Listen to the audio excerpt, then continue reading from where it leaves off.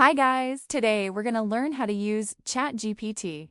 So first of all, unlock your phone and open the ChatGPT app. If you don't have it installed, you can download it from the App Store first.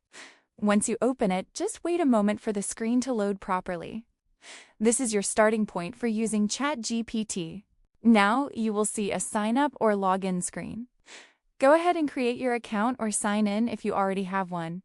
This step is important because without an account, you can't use ChatGPT.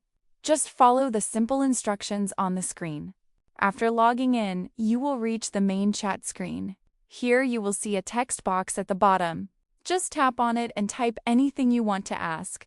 You can ask questions, get ideas, or even write content. Now, after typing your question, tap the arrow or send button. ChatGPT will instantly start generating an answer for you. This is the main power of ChatGPT.